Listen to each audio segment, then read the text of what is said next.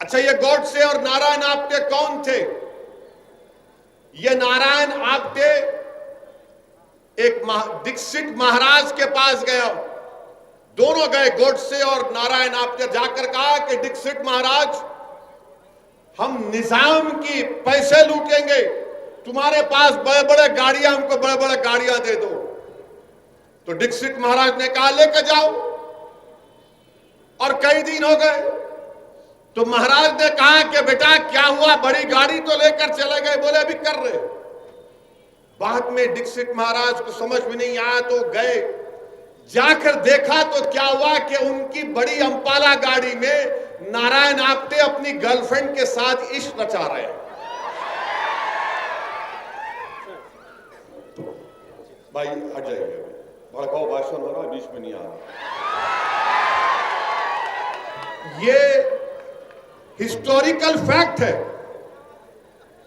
Historical fact ہے، میں بالکل سچائی سے کہہ رہا ہوں۔ وہ مہاراج بولے یہ کیا ہے، تم تو گاڑی لے کر گئے تھے نظام کے پیسے لوٹنے کے لیے، اور تم یہاں پر اپنی گرل فرینڈ کے ساتھ ہمٹی ڈمٹی منی ہنی مون کیا کر رہے؟ یہ ایک پہلی مثال۔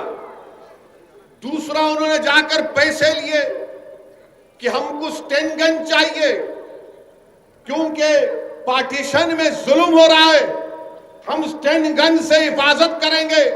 اکثریتی طبقوں کی سٹین گن لے لیے، اس کو کاک کرنا نہیں آیا، استعمال کرنا نہیں آیا۔ یہ ان کا بیک گراؤنڈ۔ اور گوڈسے کا اور ایک بیک گراؤنڈ سنو آپ۔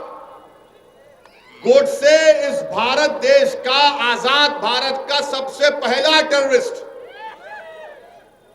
اور گوڈسے جب پیدا ہوئے تو ان کے ماں باپ نے ان کے ناک میں ناک کی بالی ڈالی، اور کئی سال تک ان کو بچیوں کے کپڑے پہنائے، کیونکہ ان سے پہلے کئی بچے ہوتے تھے، انتقال ہو جاتا تھا۔ تو ماں باپ نے سمجھا کہ ناتھو رام کو، ان کا نام ناتھو رام نہیں تھا، وہ نت ڈالنے سے ناتھو رام ہو گئے۔ تو کئی سال تک ان کے ماں باپ نے ان کو بچوں کے کپڑے پہنائے، اس کے بعد ان کو بھائی پیدا ہوئے۔ تو گوڈسے کو ایک تکلیف تھی کہ مجھے اپنی مردانگی دکھانا ہے، میں مرد ہوں، میں مرد ہوں۔ اس کو ایک ذہن میں پیدا ہو گئی تھی بات، یہ نفسیات کا شکار ہو گیا تھا۔ اس لیے گوڈسے نے اپنی مردانگی کو دکھانے کے لیے زہر آلودہ مانے ہیٹ فل آئیڈیالوجی کو اپنایا، اور گاندھی کے سینے میں 3 گولیاں داغ دی۔ بتائیے آپ کہ 28 جنوری تک گوڈسے اور نارائن آپٹے کے پاس پسٹل نہیں تھا، بندوق نہیں تھی۔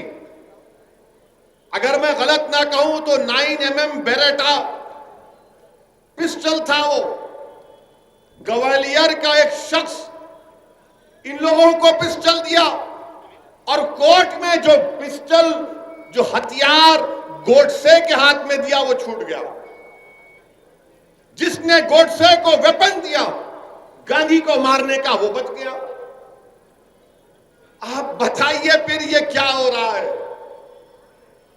گوڈسے نے اور نارائن آپٹے کو سزا ہوئی، ان کو پھانسی ہوئی، مگر آج بھی آپ سے کہہ رہا ہوں کہ جن لوگوں نے گوڈسے کو ہتھیار دیا، ایک مرتبہ نہیں 5 مرتبہ باپو پر جان لینے کا حملہ ان سب نے مل کر کیا تھا۔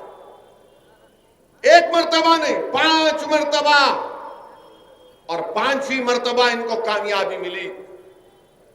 ممبئی کا ایک پولیس کا عہدیدار تھا، نام یاد نہیں آ رہا، اس وقت موراجی دیسائی وہاں کے ہوم منسٹر تھے، اس نے جا کر کہا کہ گوڈسے ملوث ہے، ساورکر کا انوالومنٹ ہے۔ تو موراجی بھائی نے کہا کیا کہہ رہے ہو، یہ پوری آگ لگ جائے، خاموش ہو جاؤ۔ کپور کمیشن میں پورا کھل کر آ گیا کہ کون کون سے لوگ تھے۔